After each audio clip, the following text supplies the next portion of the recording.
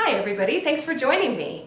Today I'm going to talk about canning, and I know I've done a few videos on canning bam in a row, so I want to assure you that I do discuss other things on this channel, anything related to homesteading, but right now canning is a really hot topic and I have a lot of people asking me questions about this. And today specifically I'm going to talk about the shortage of canning lids and jars and what, if anything, we as canners can do about it.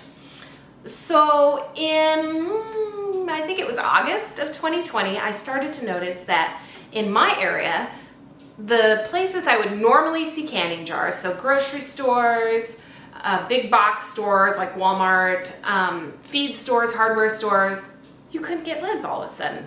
And then in October, I think it was, I realized we were having a national shortage. Some people say international.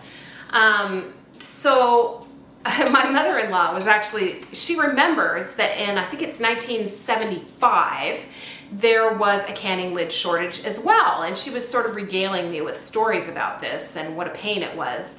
And I realized that the reason for the shortage in the 70s and the reason in 2020 are basically the same.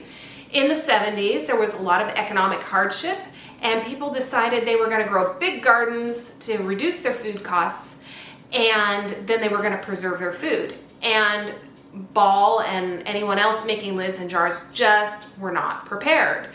And the same thing has happened now. When COVID hit and the stores, gosh, my stores were really pretty empty on the basics.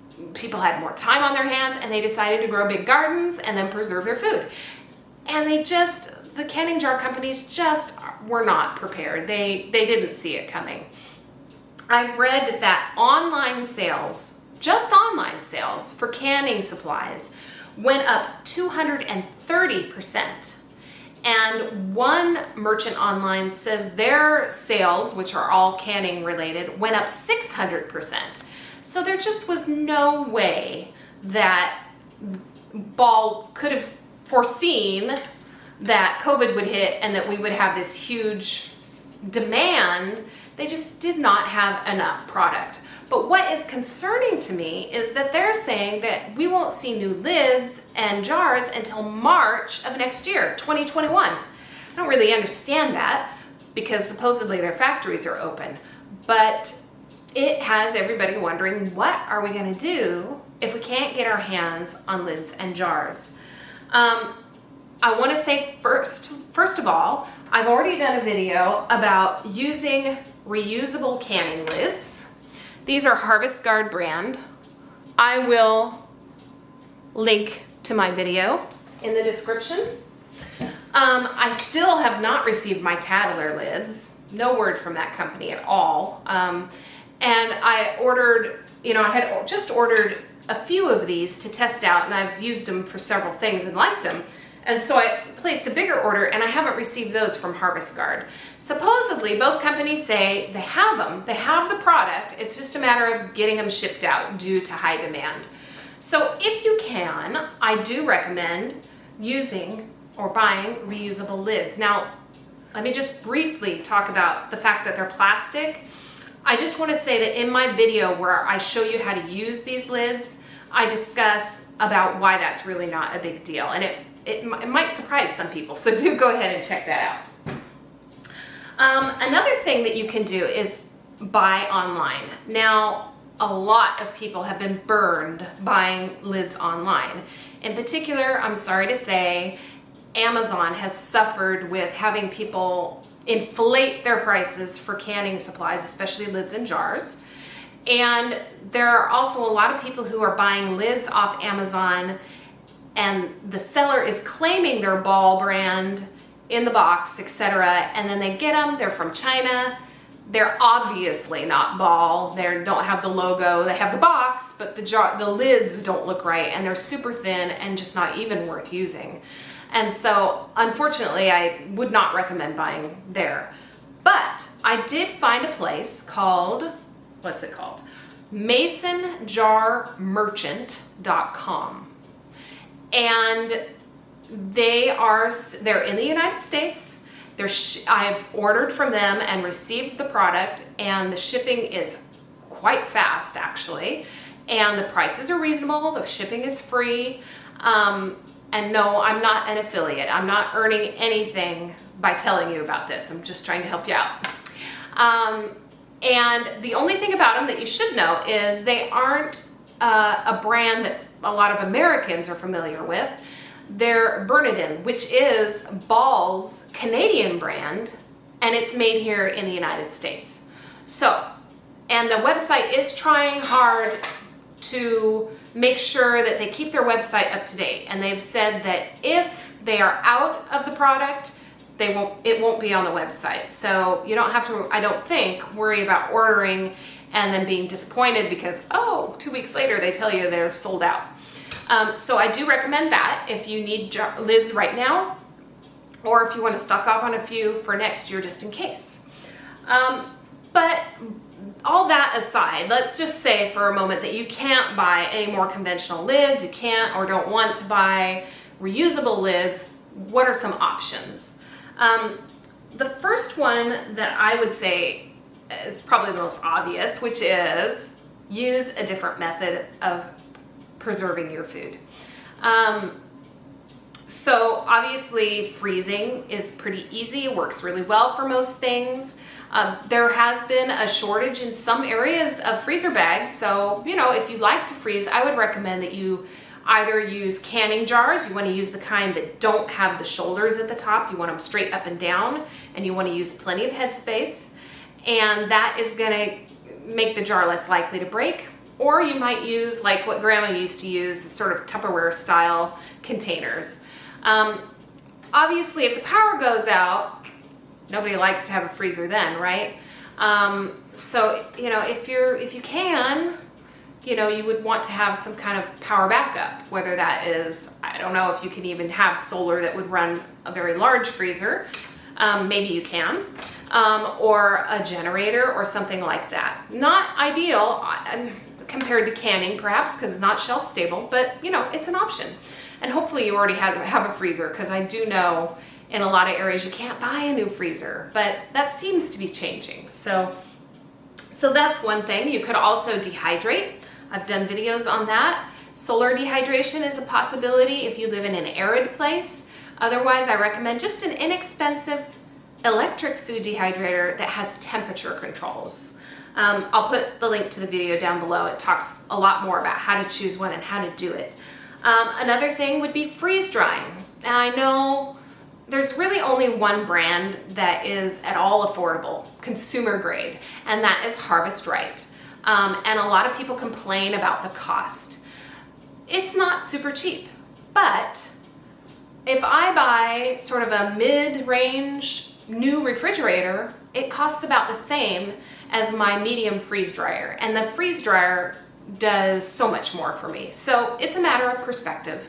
They do have a layaway program. They do have a scratch and dent program where you can buy it at a discount. They do have sales periodically. It's something to consider. Finally, I would say root cellaring. So I don't have a root cellar. Someday maybe, I hope, because to me, it's like the easiest form of preserving food. You just sort of throw it in there and you're done, right? But there are only some things that can be stored in cold storage well, so it's not good for all fruits and vegetables. You have to bear that in mind. And if you don't have a root cellar, you can look at using a basement, a garage, even a cool closet. You just want to go online and you can, there are many websites, like go to your extension office website and you can find probably PDFs or articles about what temperature certain foods should be stored at when you're root cellaring, temperature and humidity. And that's going to help those foods last quite a long time, and in some cases, many months. So let's say you don't want to use one of those methods. Another thing that I would say that is well worth looking for is old stock. Now, as long as it's a modern style canning lid like you would buy, I think it's totally safe to use. I don't think there are any official guidelines on whether it's safe to use older lids, so I can only speak from my personal experience.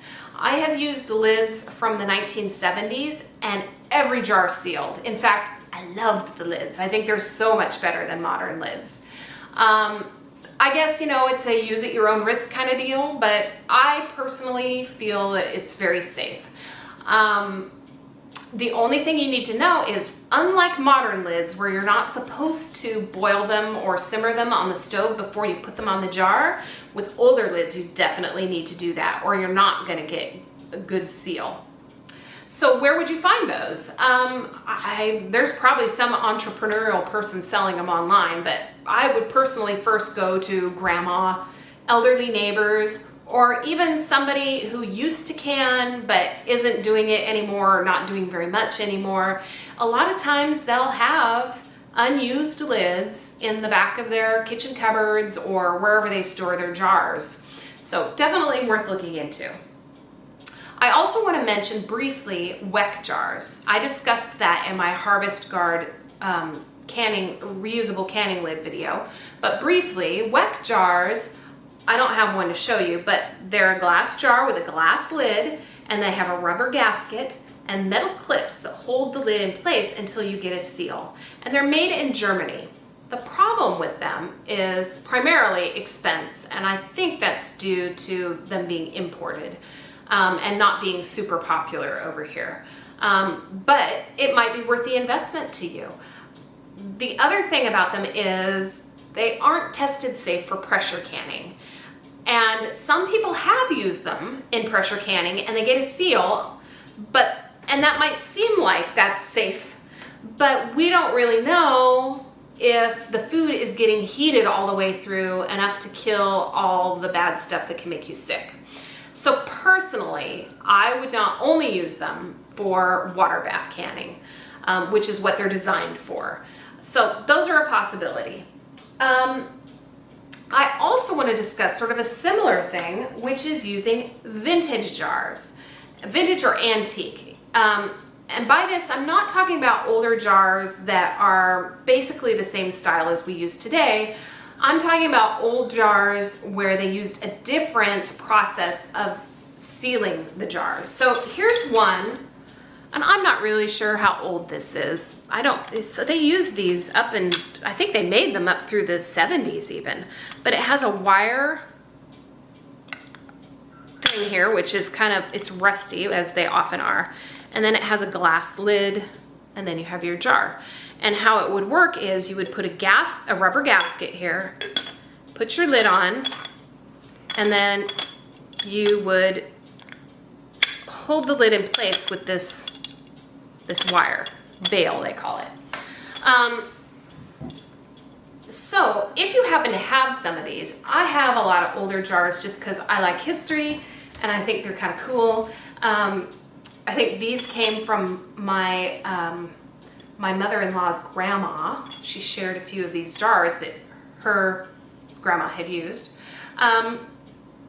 So you want to check them over really, really carefully for chips and cracks or anything that would show that they're worn enough that they might break in the can or that you might not get a good seal. You can, last I knew, buy the rubber gaskets at Lehman's, and if Lehman's has them online, then probably other places do too. You really should replace those gaskets every time you use the jar. And yes, they did do that in the old days. I have lots of old canning books and they talk about that. This is an even older style. Again, I don't really know the ages on a lot of these, but it's called a zinc lid. So this is not a standard size by modern standards. So if you tried to put a modern ring on this, it wouldn't fit. And then it has a zinc metal lid, right? And inside that is glass. And again, it would have a rubber gasket. Now, I have not done the research on this to see if you can buy rubber gaskets that would fit these, but it's a possibility, something to look into if this is a concern, and if you happen to have these on hand. If you're trying to buy them for the purpose of having them as backup, a lot of places they're probably going to be more expensive than you would like, unless you can go to a farm auction or something where they have tons of them. Again, condition is really important. You often will find them with chips and cracks and things like that. That's going to give you a risk of not sealing, and it's likely the jars could break in the canner, which is another good point. I personally would not use them in a pressure canner just because I feel that at that age and all the use they've seen, and probably abuse they've seen at this point rolling around in someone's garage or attic, they're likely to break. Now this is not, if you've been watching me a while, you know I don't break the rules with canning. I like to follow them because I don't feel that it's worth the risk to make someone sick. When people get botulism, for example, from home canned food, it's always because they break the rules. So to me, it's just not worth it. This is not approved using old jars. It just isn't. So it's something you would do at your own risk if you really felt like times were really tough and you wanted to can and you didn't know what else to do. So, I would check food that's been in the pantry sealed in these old jars regularly to look for seal failures. And, it's just an option I'm putting out there. Oh, another important thing is when you can with either style of these, you don't use the same process that you do with modern lids. So you will also need a vintage canning book that explains the process of how to seal these jars. Now, I have one from the 80s. I think it might be 84. It's a ball blue book, and it explains how to use both these styles, which I think is pretty amazing that even in the 80s, people were still sometimes using these jars. But any older book, let's say from the 70s or further back, should probably have directions on that. So again, something to bear in mind. Finally, I want to talk about reusing modern canning lids. This is not recommended by any safety experts, so if you do it, it's at your own risk, as is a lot of things I'm talking about today, unfortunately. But let's talk about why. So here's an unused lid, and I don't know how well you can see, but this rubber is pretty flat. Doesn't have any deep grooves in it. And once this is heated, that's how you get a good seal on your jar. Now, here's one that's used. Can you see that deep, deep groove? It's really quite deep.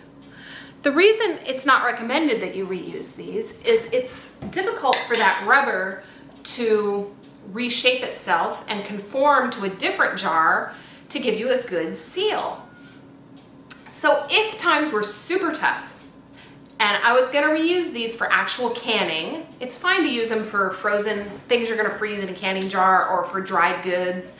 But if you're gonna use them for canning, this is what I would do. And again, at your own risk. I would go ahead and simmer these lids, hoping that the rubber would soften enough that it could conform to a different jar. And I would also never use them for pressure canning because the foods we pressure can are low acid and highest risk for botulism. So I would use them for things that are water bathed. Jam would probably be the least likely to make you sick, but fruits is another option. Those are relatively high acid foods that are less likely to give you botulism. And this would guard against, hopefully in a little bit at least, seal failures in the pantry. So whenever, you really should do this no matter what method of canning you use. You should always look at the seal, make sure it's still good, and pay attention when you open it. Was it a good seal or did the lid just pop off? Because if the lid just came off too easily, then your food is probably not safe. It's probably, if it's not botulism, it might be moldy or it might have something else that started to, grow something that can make you ill. So it's a possibility to do this, but not at all recommended. Now let's talk about jars. So first, I think it's a great idea to go visit the stores where you would normally get jars and just check again. I know some people online have said, oh, I've checked 1,000,000 times, but that 1,000,001 time they had jars and they grabbed them. And I had that experience this weekend. I went to a local store where I had checked repeatedly for jars and they had none, zero zilch jars or lids. And I went in this weekend and lo, they had a display of pint jars, which was exactly what I needed because I have a bunch of tomatoes in my freezer that I want to turn into salsa and I had run out of pint jars, believe it or not, even though I have a gazillion jars. And salsa isn't safe to can in quart jars. So I grabbed what I needed and there was still some left behind. So I think what's happening is that retailers are finding that they haven't put all their stock out on the shelves. It's been hidden in the warehouse or in the back room or whatever, and they're bringing it out. So just keep checking.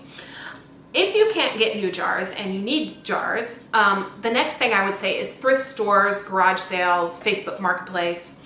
Unfortunately, where I live right now, you either can't find even used jars anywhere or you're seeing inflated prices, but it's still worth looking.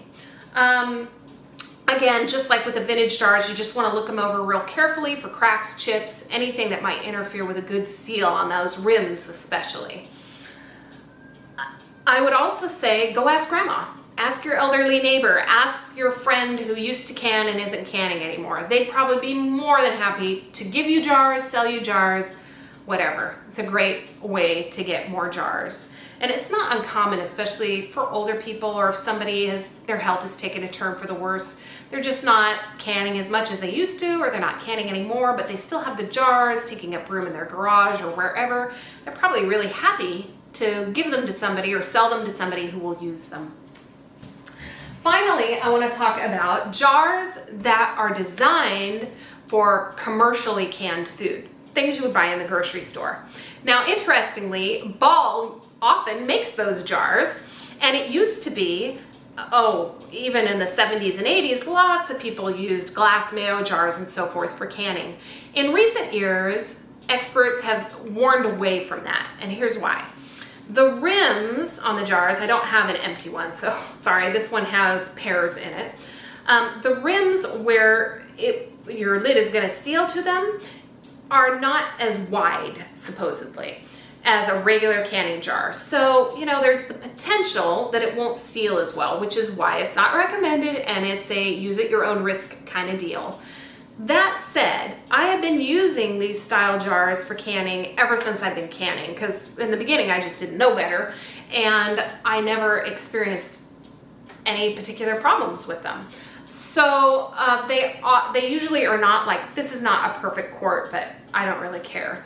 Now it's true, as far as I know, there's no mayonnaise jars that are glass and will be usable with a conventional canning lid and ring.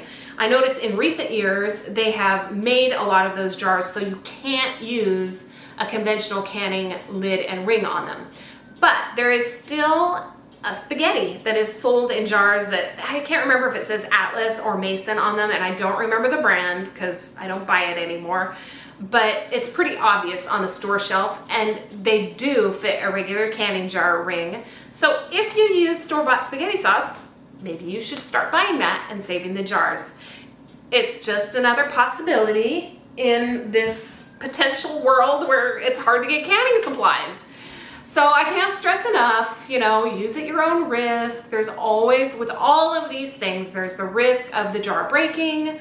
Oh, and when you do use a jar that's not made for home canning, you don't want to use it in a pressure canner because it's likely to break. But water bathing is, by many people, but not the experts, considered okay. So as I was about to say, most of these things I'm talking about, they aren't something that the government says is safe. So I have to say, use at your own risk. You might get seal failures right out of the canner. You might get seal failures in the pantry. But this is sort of worst case scenario thinking. Just planning ahead, thinking, what would I do if, right? That's what this video is about. I hope you found it helpful.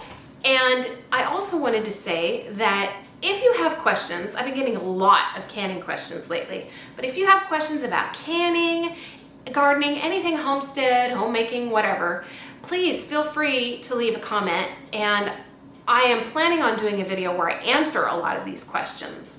But if for some reason I don't answer it in a video, I read every comment and I will answer your question in the comments section if I don't on a video, I promise. So thanks for joining me, and I hope you'll share the video if you liked it, and good luck finding those canning supplies.